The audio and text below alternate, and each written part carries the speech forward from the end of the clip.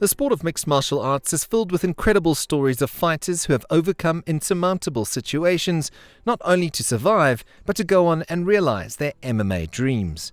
The Extreme Fighting Championship welterweight champion is one of those stories.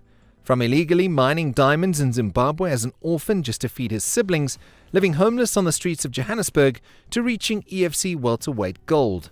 It is truly a remarkable journey of courage and survival.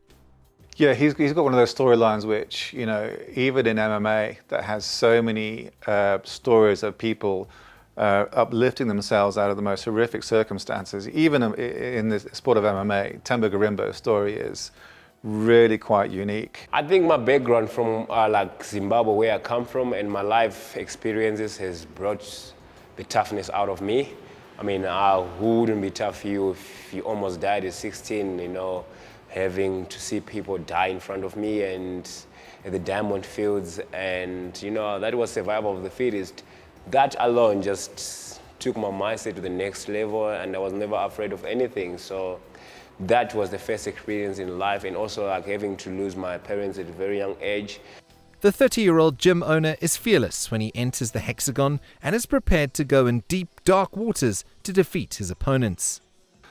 Even when you spend some time with him, you realize he's a bit different because because he was orphaned, because he had to fight for his life so many times, because he had to jump the border, the amount of situations and life-threatening situations he's been in, his personality, his character is just a little bit different, but that informs his fighting life as well as his personal life, because he's been in those situations where he's fought for his life so many times. Going into a cage and putting your fists up against another guy is really nothing to him. His advice to those aiming to follow in his MMA footsteps one day is to be dedicated and to be tough. Just start where you are. Google MMA gym next to me.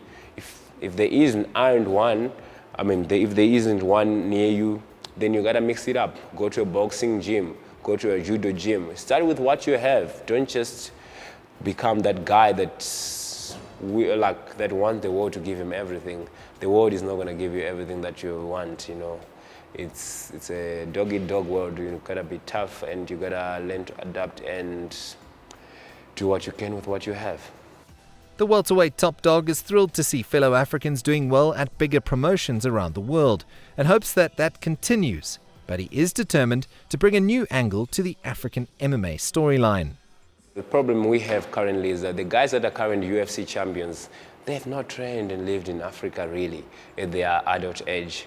So it almost like, okay, cool, you're an African, but where were you coming from, they've got the build of these strong African guys, they've got everything that is like that you can say, oh, this guy is an African and all that, but there's still that question of saying, can Africa produce their own real champion that lives, trains, and has done everything in Africa? And I want to be the first guy.